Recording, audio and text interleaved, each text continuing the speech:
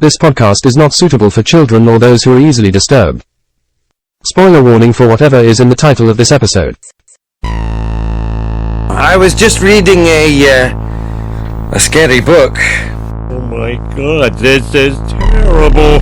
When did they get to killing the children? This is literature? A 2-year-old could have written this. We will be requiring a bedtime story. Oh, I don't like this book. This is going on forever.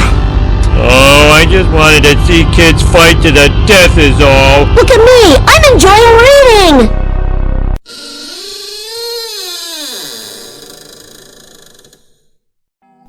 Hello. Welcome to episode 150 of The Horror of Babylon, where we discuss FDR, American Badass. I'm Ryan, and with me as always is Daniel. Say hi, Daniel. Fuck polio. And Hef's here too. Repube. And in honor of Ahmed Best, I'm going to speak like Jar Jar Binks for the rest of this episode. Okie day? I cannot be more excited. And I'm excited by the support of our patrons, including Logan, the Full Metal patron, Sierra, the Keyblade patron, and thank you to Four Horsemen Comics and Gaming, which you can find in Georgia, and I suck all the dicks so Ron can be the president of Four Horsemen. I don't think you're ready for how many dicks I would suck to make Ron president. But he'd take no spiders, though. No spiders in this cabinet. Cabinet's full of food, but no spiders. Alright. And you can visit Four Horsemen at the Morgantown Mall in Morgantown, West Virginia, the Mall at Robinson in Pittsburgh, Pennsylvania. You can shop online at fourhorsemen.tcgplayerpro.com. And if you make it in the store, say hi to Ron. Alright, trigger warning. Everything. So, nonsense, no subtlety, and I'm going to say... Casual racism. I am not here to defend or attack this movie. You can watch this movie, and it can absolutely come across as racist, sexist, and homophobic, and you would be completely 100% valid for having that. You're kind of on board, or you're not, and if you're not, that's fine. I'm on board. Yeah. Also, pooping in vases. I was offended by that. You were offended by what I said? No, the pooping in vases. Yeah, it's a little much. Yeah, in a movie that's already over the top, somehow that's the most over the top. And you get it twice. And no, I know. Yeah. Although, James, stop crapping at that face. If your daddy wasn't the president, I'd light up your chest so bad. That guy was great. Yeah. He even had a name. Was it like Marv or... I think it was Marv. That sounds something right. like that. Yeah. Alright, so our history with FDR. I remember the second time I watched it, because it was with you, because I showed it to you. You did. Before some convention. The first time I watched it, I know I was just trolling on the streaming service and found it and watched it. I can't remember if I was by myself or if I was with like you and Ash. I think we were together. I think it was one of the times we were drinking at your trailer. And just drinking at your trailer and just watching stupid movies. Yeah. Yeah. I think there was somewhere between like 3 and 5 of us. Yeah. What a movie to find.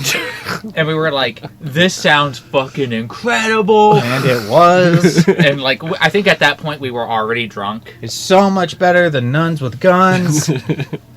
I think we watched those around the same time. Yeah. Same era. Yeah. Okay. My history was you like, I think I came there that night and you're like, listen, you gotta watch this movie. Like, and that's what we did. No ifs, no buts, no coconuts. Yeah, no. It's time for FDR. It's got the biggest nuts. The vampire's a pure myth, superstition. I may be able to bring you proof that the superstition of yesterday can become the scientific reality of today. Alright, background, this film premiered at the 2012 Phoenix Film Festival. It was directed by Garrett Brayworth. It's his second of 2 films. His first film was Pool Boy: Drowning Out the Fury from 2011. That movie starred Ahmed Best, a.k.a. Jar Jar Binks, Danny Trejo, a.k.a. Machete, and Kevin Sorbo, a.k.a. Hercules. Two of these actors who are also in FDR, Jar Jar Binks and Hercules. Most of Carrot Brayworth's credits are as an actor, not a director. It was written by Ross Patterson, who also wrote 7-10 Split, First is Pool Boy Drowning Out the Fury, Helen Keller versus Nightwolves, which I've already looked up, and yes, we're going to do. It's the same writer, basically like the same movie. Except with Helen Keller. Yeah, it's just two different handicapped people, and it's like, all right. Where can we find this? Instead of learning to say water, she learns to say werewolves. He also wrote a movie called Range 15. Oh my god, I've seen this movie. Which starred William Shatner and Sean Astin. It is so stupid. That makes so much sense. Oh my god. It's the same guy. It is the same. Oh my god. So this FDR has no rating on the tomato meter because no critics have watched it and ranked it on Rotten Tomatoes. I need to become a professional critic so I can be the first one to do it and give it 100%. And it only has a 58 on the popcorn meter, which means... To be honest, that's higher than I figured it would get. Yeah. Some people just aren't down for genius. Some factoids. The song played during the speech FDR gives at the docks is Living on a Prayer by Bon Jovi. He references the song during the speech. He does. Which I never would have realized unless somebody pointed it out to me. Barry Bostwick, who plays FDR, claims that he took this role on 2 days' notice. Was he getting ready to lose his SAG health insurance? I don't know. And Barry Bostwick also depicted another American president. He played George Washington in the 1984 TV miniseries George Washington. Does he fight werewolves in it? I doubt it. Barry Bostwick is one of those actors he always feels like he should be in more stuff.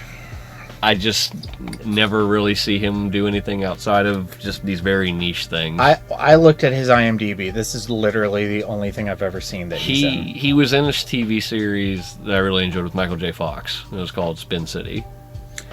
I've seen maybe a minute or two. I like Spin City. He was the mayor. Yeah. Yeah. That mayor's hilarious. Yeah, he is, because he has generally no awareness of how to be a mayor. My favorite episode of that show is when the mayor's talking to reporters and he gets frustrated and goes, "Listen, I'm making these cuts because I have to, and if you're not happy, just don't vote for me next time." Yeah. And I always remember that scene, and I'm like, I wish more politicians would talk like that. He gets so frustrated, he just bluntly says, "This is the reason I'm doing it, and I'm not going to spin it. And if you're not happy, then fuck off." And I'm like, yeah, this guy. Yep.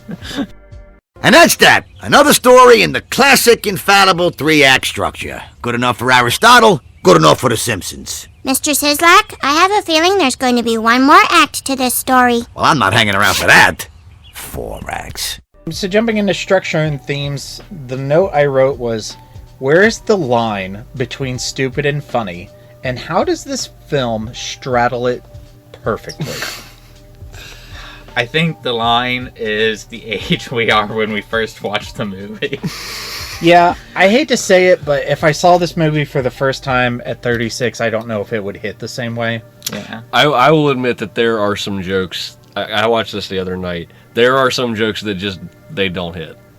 I will agree with that. I mean, I don't know if there are jokes in it that don't hit, but there are jokes that might not have hit if you would have watched it at a different point in your life. Yeah. And there are some stuff where I'm like, I could not get a Zoomer to watch this. Emma got to the hospital scene. Further than I thought. Yeah. I have nothing to prove to you. Fair enough. Fair enough. Lily walked by when she pulled the ketchup and the mustard out beneath her skirt, and she said, "I'm out." I was planning on having a ketchup and mustard bottle just sitting on the desk, and I kind of want to get hot dogs. Yeah, I love. God, I love. Honestly, it's hard to actually analyze it, because it's just, comedy is just so emotional, and it's more about like the point you're at when you see it than like the content almost, because it's so what's it called? Subjective? Yeah, it's so subjective. I think what makes this movie work is the actors themselves seem like they're having fun. That does go a long way. Like, I think, like, 'cause I feel like most of the main cast of this movie, and even his, crap, I can't remember his, yeah, like, he plays a straight man for basically the entire movie, and he sells it so well. Mm-hmm. But like, even at points, you can just kind of tell, like, he's totally having fun with it. Mm-hmm. Like, it's like, yes, I'm the straight man, but like, that's the joke. Is that he's the straight man? Yeah. Like, a lot of it also has to do with, like, they know what they're making. Oh yeah, 100%. Like, they're not trying to pretend like this is highbrow or try to sell us on like political commentary. They're like, we just wanted to make a funny, silly concept, and these jokes are just the jokes we wrote. But there's also a surprising amount of real history in this movie. I cannot wait. I was gonna ask Ryan, how accurate is this movie? Obviously, most of it isn't, but they do like sneak in, like really rant and like, oh, this was an important part in FDR's life. Let's talk about the Lend-Lease Act. we can't just give the United Kingdom weapons because that's an act of war, but we can lend and lease them to you, and you have to, like, okay, that really happened. That actually, and there's lots of the fireside chats. FDR was maybe his popularity, and he got elected for 4 terms, was solely based on the fact that he was lucky enough to be the president at the same time where technology hit, where he was the first president who could actually speak to the majority of Americans every night right in their living room, because radio technology had gotten as widely distributed as it did, so that people could actually just listen to the president every night. We can fucking go on Twitter every 30 seconds and get something new from the president. We take that. But back then, if people wanted to see the president, they had to like travel to a major city where he was speaking, and he had a train full of Secret Service people going across the country. But all of a sudden, FDR's talking to people in their living rooms every night with his fireside chats, and it's like people just ate him up, and he was super popular. Even with his little hot dog legs. Also, he got us out of the Great Depression. Well, World War II did, but okay. No Delano. No Delano. So yeah, there's a lot of real history. It's really cool. Ethiopia. That actually happened. Yeah, no, that is so funny to me. I remember Mussolini's like, I'm gonna take Ethiopia. I remember sitting in World War II class in college, and we're going, all right, Hitler did this, and that, and then Japan did this, and that, and oh yeah, in Italy conquered Ethiopia, and I'm sitting there like, like 20 years old, like, why? What? What? Ethiopia's pretty important. Kind of sounds like a bitch move. But okay. I love that so much. Yeah. This is going to be one of those gang up on Hitler calls again. I'm out. And George Washington really has a humidor full of marijuana in the Oval Office. That's fantastic. Yeah. That's how Trump got hooked on McDonald's. He never ate McDonald's before he was president. Okay. What kind of shit were you I've been waiting to make a Trump McDonald's reference for this review. Yeah, I'm sorry. You're just too slow. Yeah. They're coming to get you, Barbara. Let's go to characters, because that's really where the majority of this discussion will be. And we have to... Somebody would probably take this out of context and just think I'm a total jackass. But I honestly think that Barry Bostwick is a masterclass in comedic delivery in this movie. He does a good job. He has the same background as Leslie Nielsen. Mm-hmm. One of the things I remember reading is that Leslie Nielsen is renowned in comedy as he is, not actually because he was a comedian starting out, but because he was a very serious actor who did a lot of horror films, like way early on in his career. And one of the things I've been told as far as like the one similarity that horror and comedy share is timing. Timing. Yep. And Barry Bostwick very much emulates that, because he was also one of those older actors who like did a lot of serious roles early on in his career, but he understood timing. So like he was so to me he's kind of like Leslie Nielsen in that he has that really just expert ability to be able to pull his timing out exactly when he needs it. Some people really underestimate how important that is. Some people can tell the same joke, but how a person delivers it is what sells it sometimes. If you've ever watched a scene from the British The Office and then watched the exact same scene in the American The Office, it's like night and day. Yeah, and it's like cringe. Yeah. Well, I'm sorry, Martin Freeman, you're still my favorite person. Yeah. But Another good example is Jordan Peele, I think is his name, because he's a comedian, or was a comedian for a very long time. Nope. No. I don't follow. That's a movie he made. Oh, it's called. I was gonna go on a little bit longer. I'm just horsing with you. Yeah. Well, I know, but him is the opposite, because he came from a comedy background, but now he's doing all these like horror films and stuff because he understands timing. R.L. Stein started as a comedy author and went into horror. Did he? Yeah. That's cool. Have you seen Nope? No, I haven't seen it. I haven't seen any of his movies.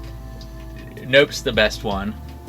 Nope. It's the one I've heard legitimately good things about his movies. If you want to understand why I'm just terrified of chimps, watch that movie. Chimps. I've seen Planet of the Apes. I'm good. They killed Draco. Malfoy? Yeah. Oh. In the first remake. Oh, okay. He gets beat to death by apes. I haven't seen it yet. All right. But Barry Bostwick, he's pretty good. I love Barry Bostwick. Yeah. And I think he's the second best performance in this movie. Ooh. Okay.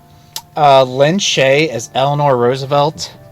Her slapping the secretary and being like, "I gotta talk to my husband, bitch." I hate that scene. I hate it so much. That is the scene that I can safely say like you're talking about like the actual like hot dog leg thing. No, I love that scene. I hate when Eleanor interrupts. Oh.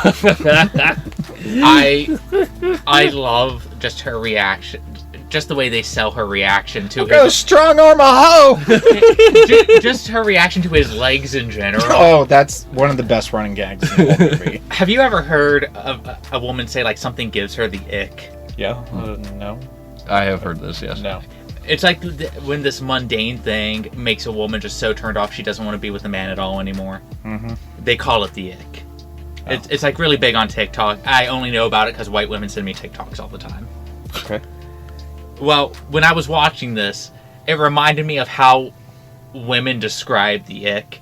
And she's just like, I just can't do the little polio legs and I'm asleep in a separate bedroom. Tend to children we don't have. And that's what it reminded me of, was just like the extreme version. Like one of the icks that was described to me recently is a guy put his hands in his pockets because it was cold out, but the pockets were up here. And the woman was like, and it just made him look like he had low T-Rex arms, so I don't think I'm going to go on a second date with him. And it's just shit like that. But with this, it was like this extreme version of that, of your husband just has been got a disease. And now it's, oh, he's skinny little hot dog polio legs. Yeah. But the way she reacts to it and talks Frank, you gotta stop doing that. Lou, could you cancel that soccer camp tomorrow? I just don't think I'm going to be up for it. I always tell people if I get like a real bad injury or like a bad surgery scar, I'm going to do shit like that all the time. Go, hey, check this out. And like just open it up all the time. Hey, check out my colostomy bag. Like I do it every day. Oh, just farted. That's how I would cope with it. Ew. Like that's how I would like not be depressed all the time, as I make it everyone else's problem. Ew.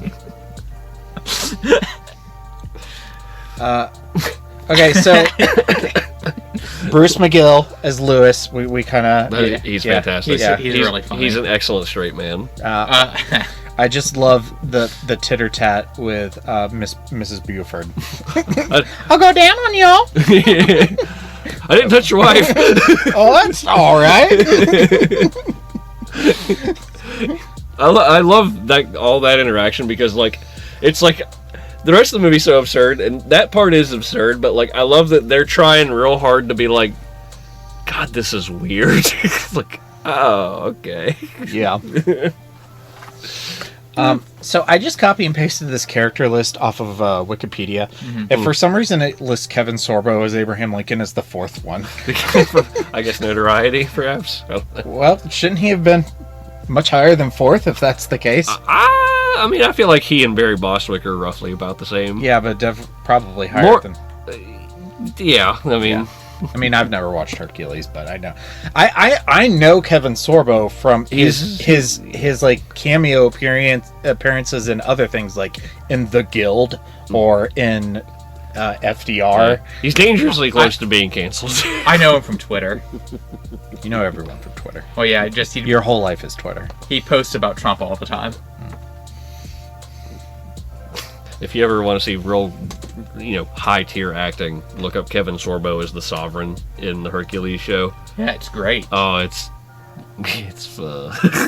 I can't watch that era of TV anymore. It's it was okay when I was a kid. It's real cringy now. But as like I've tried to go back and watch shows from that era, and unless it's like Xena Warrior Princess. No, I can't. Yeah, I can't. It's just so cringy.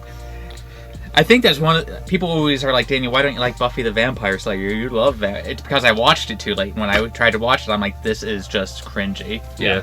Same. Yeah, I agree. Okay. Ray Wise's Dougie Mack. He is also great. I don't think there's not a performance I don't really like in this movie. Yeah. We're the United States of America. Who cares if it's illegal? Fuck yeah. I can't wait till we get to the werewolves because I have an important question for Ryan. Dougie Mack.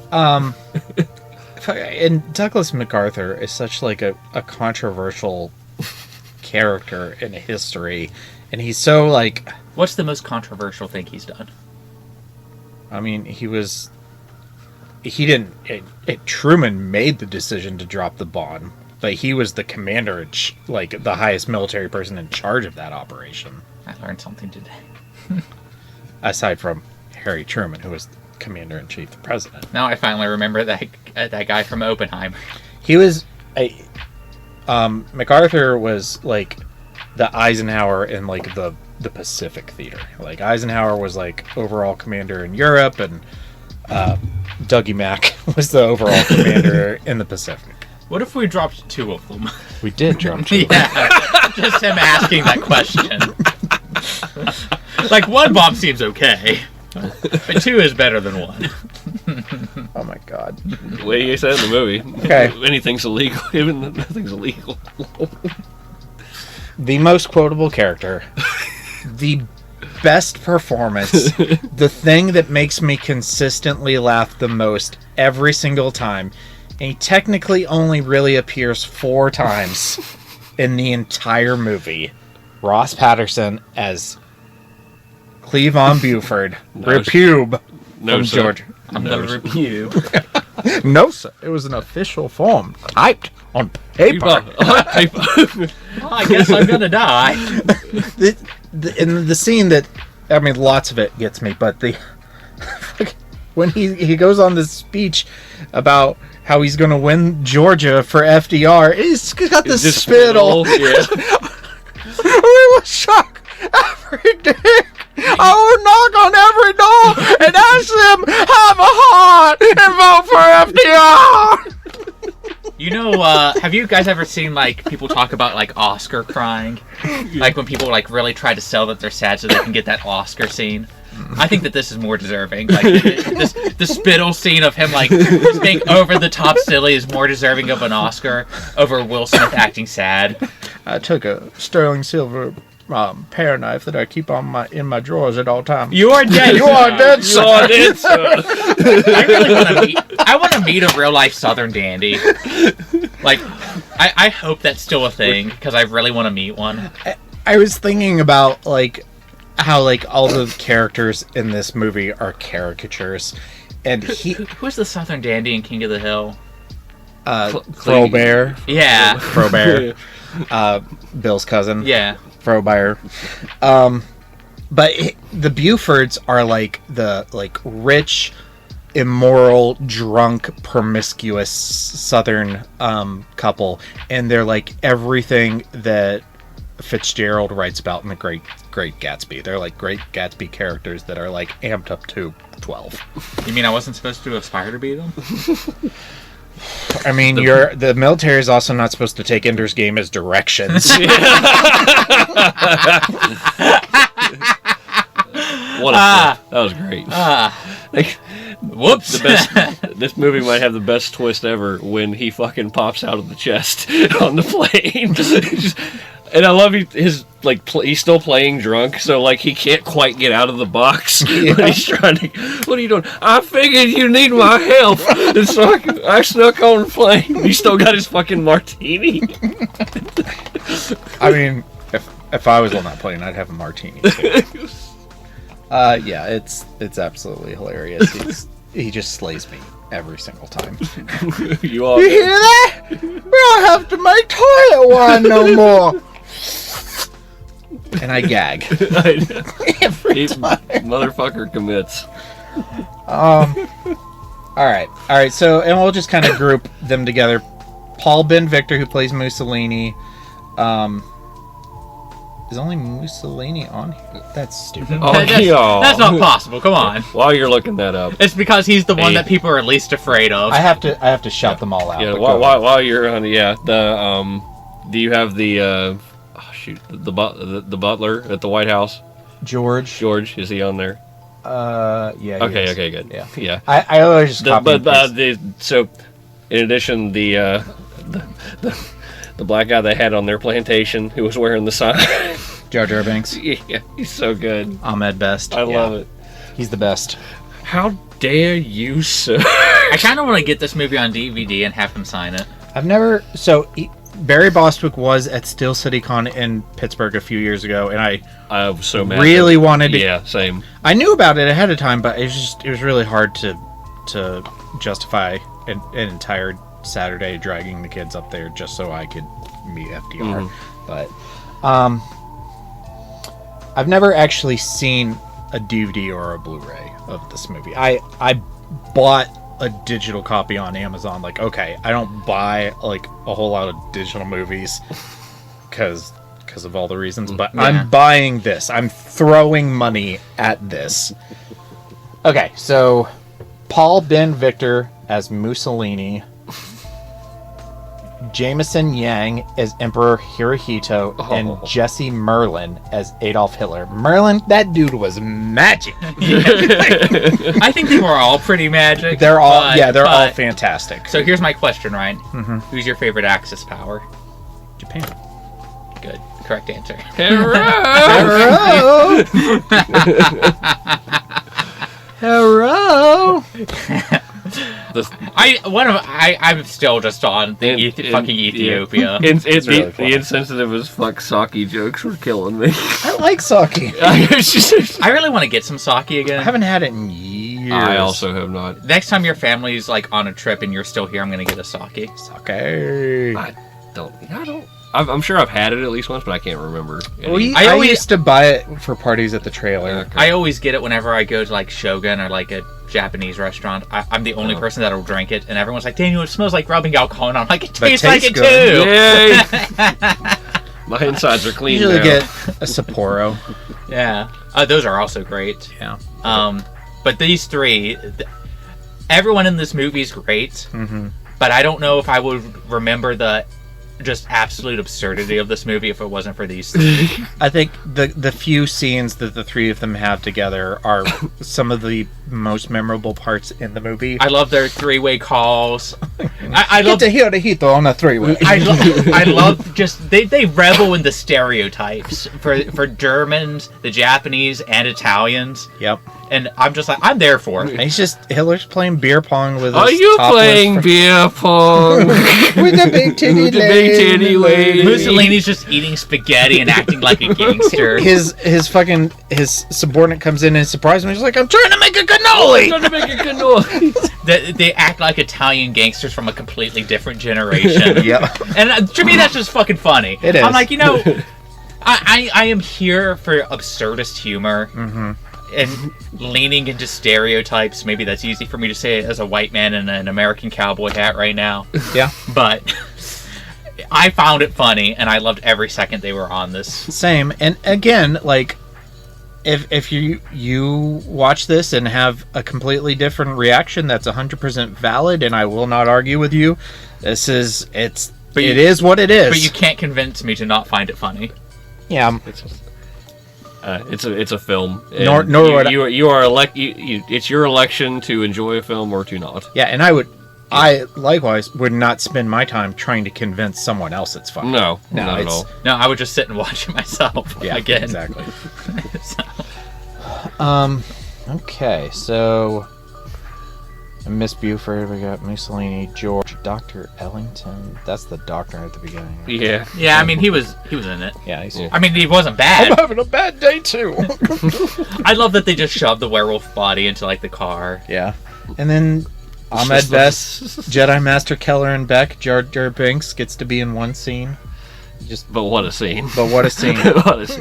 How offended he is at the fact that he thought he used to be a slave. It's like, I have written upon this board because I have learned my lessons for the day and I am proud. Like, he's just like... like, you really... I love the backwards turn on it. Like, he's being offended for the opposite reason. What's hilarious about this is this was made in, like, 2012, and it's kind of like the dark era of Star Wars after, like, George Lucas was winding down and being done, but before Disney bought Star Wars from Lucas and started making things. So, and today, like, Lucasfilm has this reputation where you can't really do, like, controversial things in public or else they'll disown you. And Ahmed Best is just out there like, yeah, I'm not going to get any more jobs from Lucasfilm. I'll just do this movie. It's totally cool. I wish I was a filmmaker so that I could give people like him leading roles, even for, like, mid-range things. He's not a bad actor. No, he's a good actor. He just got a reputation from Star Wars, a certain segment of Star Wars fans, right? And I mean, he's been, like, even in that segment of people, he's been redeemed since he's been on The Mandalorian as a Jedi Master. So he's Jedi Master Keller and Beck. Mwah. Okay. Before we move on, George has one of my favorite jokes in the movie, and that's whenever Dean Richmond. Yeah, whenever. Dion. Whenever they come in and they're talking, he's like, okay, he's like, you all go ahead and talk. I'm going to stand over here being black. I bet I get the chocolate mousse if I was white. His delivery is great. My favorite scene with him is the humidor scene. And it's just like, George, respect. I'll kill you all! I'll drive you crazy, and I'll kill you all! I'm every nightmare you ever had. I am your worst dream come true. I'm everything you ever were afraid of. Okay, so scary shit. We're gonna pull a Treehouse of Horror here. We're not gonna do. Is this movie scary? Cause I don't know. Polio is pretty scary. Polio is scary. It's absolutely scary. But we're gonna talk about what was the best joke. And what was the worst joke? We'll give Hef a chance to kind of let us know what were some of those jokes that just didn't quite hit. The turd in the jar definitely is not. That does not get me as it did the first time around. I found the other thing was the hot dog leg where the scene where she's rubbing it all over him. Mm-hmm. That just went on for a touch too long. I think. Like, it's funny. But it's not for that long. That was too short. I also thought it was too short. I'm like, I love this woman with this weird foot fetish. They should have gone farther. Like, I wanted her to be like licking it off of his toes. Mm-hmm. But I'm a weirdo. Yeah. I just think she's insanely cute. Yeah. Yeah. My best joke is absolutely 100% is Buford's speech as when FDR is leaving, and he asks him to be his vice president of the hot tub committee. The hot tub, and he's just so excited. God. I have two that I'm having a hard time narrowing it down, but I could group it into probably one category, and that's casual racism. Mm-hmm. I really like that I'm fucking a white girl. Yeah. I think that's so fucking funny. Mm-hmm. And then just the Axis powers, everything they do. Yeah. I'm cracking up every time they're on screen. The over the top Japanese accent, I never forget. That's the number one most quoted thing. Yeah. I think. The ones that get me every time. Lily's like, is that what this is from? Is that what that's from? It 100% is. The one that gets me, like, it's not a joke, but it's like, the ones that get me are the ones that I always forget about, and they're just the real quick ones. Mm-hmm. Like, every time they've got the werewolf on the table or whatever like that, and he just randomly, motherfucker! Like, just yells at it. Just kills me. Yeah. And then, like, I think in that same scene, thunder cunt! Yeah, Like, I was just, about to say thunder cunt. Yeah. The hot dog legs is also really good. Mm-hmm. Like, just like every time he like flashes them. Yeah, the quick ones. I like that as a running gag. Why don't you come by the mansion on the 6th Thursday in February, and we'll have us a catch. Is polio gonna make me stutter too? that one gets me so That one's hard. really good, yeah. So hard. That might be his best delivery in the movie. It's just like, oh my god. I don't even know what I would say the worst joke is. I don't dislike the vase scene as much as Hef does. I am just not about it. I'm also the only person who argues against the Zack and Mary scene where she shits on that guy. That's the funniest scene in the movie. I love that. The anal scene doesn't do it for you. I can't That was do so that. great. I That can't. was so I can't great. do shit. It's just. I'm fine with shit. I can't. I think the okay, and this is more of a my worst joke is, and this is more of just like a time period thing, because this movie came out 12 years ago, and I was more okay with these jokes 12 years ago, and I was way more okay with these jokes like in college, and I was really into these jokes in high school. But the Quiet Eleanor, grown men talking, like, oh yeah, those just they hit really differently when I've got a 15-year-old daughter sitting next to me watching this movie. Yeah. We're not supposed to take them as guidelines, but in a strange it doesn't stop aspect, it from hitting different. in a strange aspect, my wife was watching this movie with me, and those killed her. She thought those were so funny. His delivery on them are all perfect. Yeah. For me, like, he says that in the hospital, and Beck and Emma are both in the room, and I'm laughing and they're not. And it's just like, that is yeah. And they're looking at me like, I'm like, I don't actually think that, obviously. Yeah, it's absurdist humor. Okay. I don't laugh at every Italian. Just that one. Okay, that's not true. I bully Ben for being Italian all the time. Anytime I eat spaghetti, I send him a picture.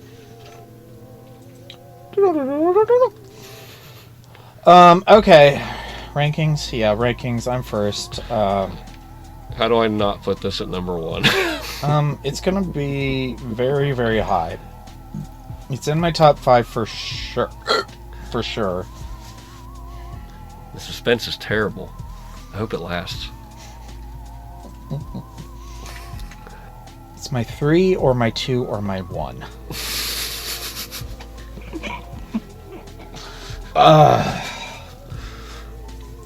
I think it's more rewatchable than Independence Day.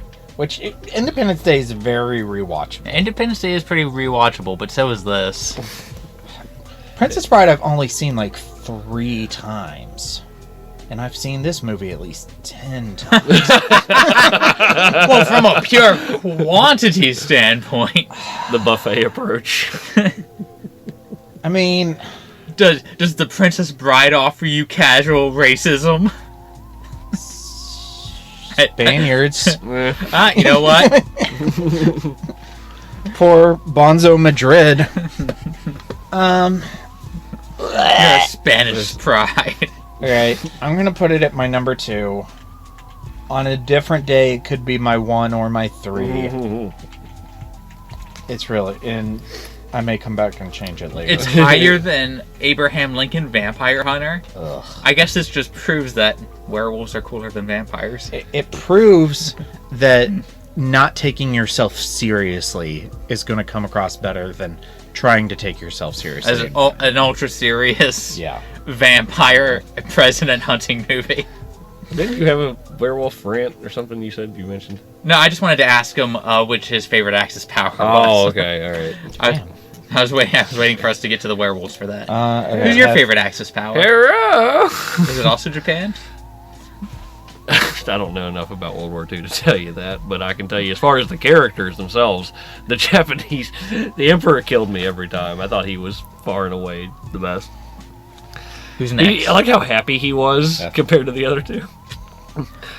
Oh God, this is so. Where does it go, Hef? Man. Oh, we have the same 1 and 2. I think we're gonna have the same 1, 2, and 3. Yeah. The thing is, like, the Princess Bride fires on every single cylinder. It does.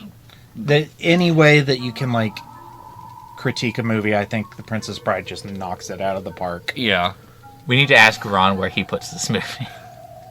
I tried to show it to him once, and I think he was distracted. I think it's number 2. Yeah. Like, it has the benefit of being just uproariously funny, and it's 90 minutes. Yeah, that helps a lot. It being short helps a lot. Yeah. I think this is going to be my number 5 above Aliens. Yay. Okay, so below The Exorcist and above Aliens. That's respectable. I'm sorry. Respect. I'm dark on. All right, let's.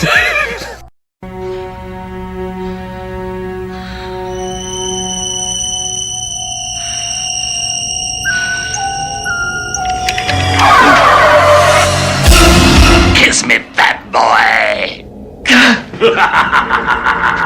Let's rewind. Kiss me, fat boy. Please analyze what this depiction of sex in this film says about the filmmakers and the world in which they inhabit. We're just really they fucking horny. They have feet and leg fetishes. Okay. That Buford's wife was giving me needs, and I'm not usually into blondes. No, but there's a handful. There, yeah. I'll go down on y'all. I'll go down on y'all. I mean, I love it. It's just. I like to be choked. I like to be choked.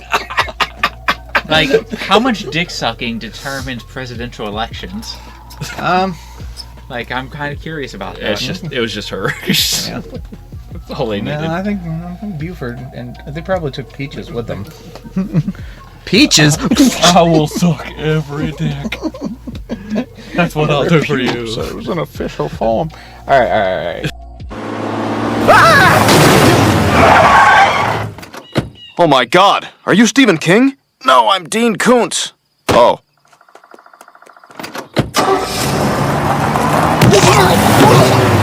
Kings and Koontz, Daniel, what's your king? The Axis powers. I fucking love them. I could watch an entire 90-minute movie of just them interacting together.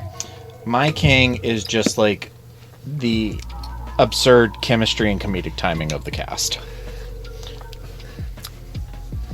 So, my king is that we successfully got through this episode without having the entire podcast just basically being us quoting the movie.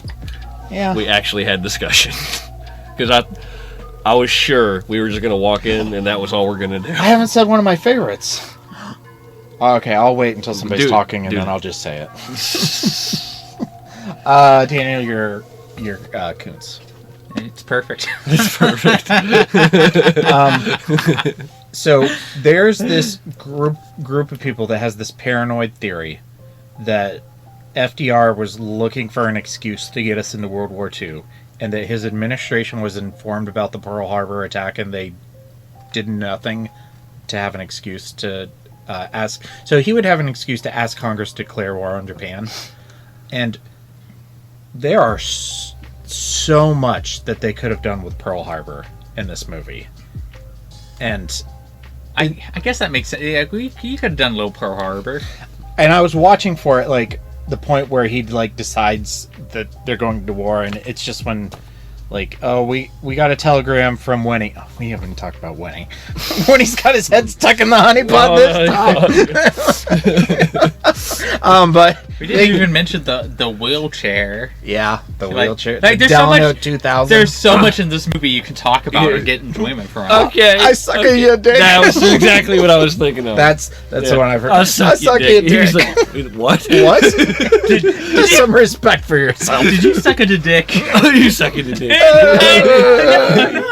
You sucked a dick. That's the one. That's one of my favorites. Can you imagine being called on that too? It's better than dying. I'm not going to be homophobic. I just suck a dick or die. I'm going to suck a dick. I won't get shot. All right. Help with your Koontz.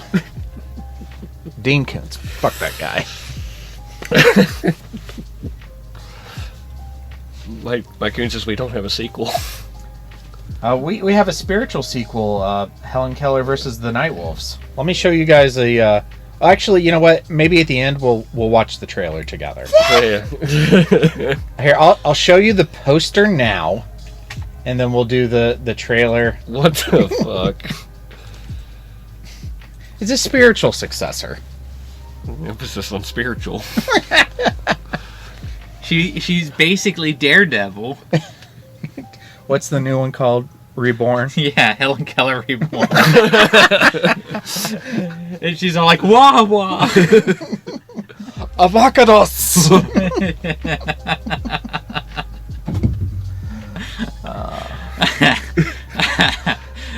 Daniel, why'd you get canceled in 15 years? They found this podcast episode. They found FDR. Hello, Mr. Stein. Hello, Mr. Black. Who's that? He's the new drama teacher. For Zombie Day, I just thought it was a cool thing. His controls for the Delano 2000 are Atari 2600 TV plug-in controllers. Of course they are. And you can only really see them clearly at the scene in the warehouse after the suck your dick where he fires the rocket and blows up the... But you get a really good look at them there, but then they're clearly just Atari controllers. Well, gee, Gary, if I knew you were going to fuck me, I'd have had the hospital dress me in a nicer gown. Yeah, that's a good one. Homework. Apparently, as we know, FDR died during World War II, and Harry Truman, his vice president, succeeded him as president of the United States. But apparently in this timeline, FDR survives World War II and presumably continues to be the president after that. So in that timeline, what do you think is his lasting legacy aside from the war, and what are his achievements post-World War II? Okay, I got one. Since Truman's not in charge to call Oppenheimer a pussy, he takes his concerns to heart and creates everlasting nuclear peace. Oh, that's nice. Yeah, because Truman very famously basically called Oppenheimer a pussy when he tried to go, hey, maybe creating all these bombs isn't such a great idea. Yeah, not so good. I think the exact quote was, I don't want this crybaby back in my office again. Yeah, Harry S. Truman, not... His parents didn't like him so much they didn't even give him a full middle name. They just gave him an S. Yeah.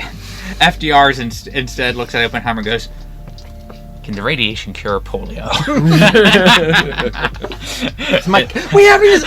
Is my cock still working? I want a press release in the morning. Tell them my cock. And leak them a picture. Well, would you vote for a president whose cock doesn't work? We know this. I just did. I did last week. Oh God, you keep me a Charlie. I laughed so hard I got the crap. Oh fuck! Ow. This is a problem too here, Jim. Look at this. Look at this.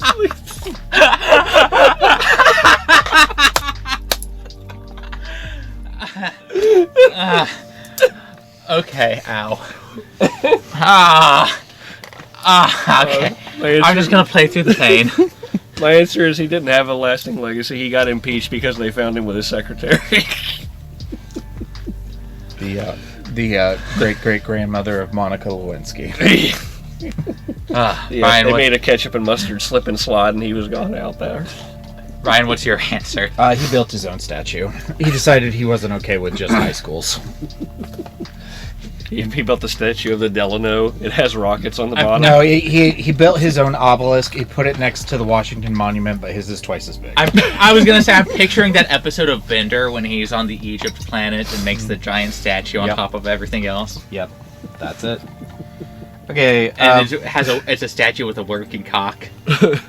So, I really struggled with further reading. It's kind of unique. History of the World Part 1, kind of. But not really. I even almost kind of regret putting it down. Like, it's a comedy about history, but it's not really that similar. There's some things I would recommend, but they'd come with a bunch of asterisks. Mm-hmm. Like, I would recommend some episodes of South Park kind of hit the same kind of comedic notes. But that's the same with, like, everything that I came up with was, like, it kind of hits the same way. Yeah. But check out Call Girl Cthulhu. Call Girl Cthulhu hits a lot of the same kind of comedic highs. Yeah. I think it probably has more lows. I think it also understands it understands its own absurdity at times. Yeah. Which is helpful for movies like that. It's also and I still say this, and it's so weird that it's one of the better Lovecraft adaptations. Okay. You're going to get our live reactions to Helen Keller versus Nightwolves. And you order Domino's online, we'll give no, oh, stop. Please, stop. I'm hungry. Stop it. You have a collect call from Ross Patterson, an inmate at Street Justice Films. I want to tell you a story about a little girl who lost her eyesight and her hearing. It's the same woman. Same woman. Horrific wolf attack. The girl went on to save her entire town. What's Helen Keller doing here? She on a blind date? Other senses. What's Helen Keller's favorite color? I bet it's corduroy. And a bunch of other cool shit too. I think your sister has a gift. I'm gonna teach her how to read lips. Diner. Whose vagina? I can hear you just It's the fine, sun, too. fuckface. I can pick up the vibrations of your voice through the glass. Oh, and it's the senator. Fucking miracle worker, Rand Sullivan. They laughed at her lack of hearing and sight. She's blind. Jesus, that's really fucking dark. Sorry. Never made love to a black guy before. Everyone's black now. And the first ever best-selling romance novel for dudes. At night she cries while he rides his steed. I just taught myself Braille on tape. Starting alive. Moynihan, Darth Brennan, Bambi Lightfeather, Peter Portnoy, Maggie Martindale, Ronald Shortloin, Peter Tom Donald, Legs, Diamond, Will Camelback, the Scagnetti brothers, Denise Shrimpson, Guantanamo, Petrie, the right to remain silent. What's the difference between Helen Keller and a normal person that can hear and see? I'm not a fucking pussy. Okay, who turned off the lantern in the outhouse and left the plunger in the toilet? We're even. God damn it! Help us finish the movie by clicking the link below and going to the If I would have known about this, I would have given the money. All right, we have to do that. Okay. She's blind.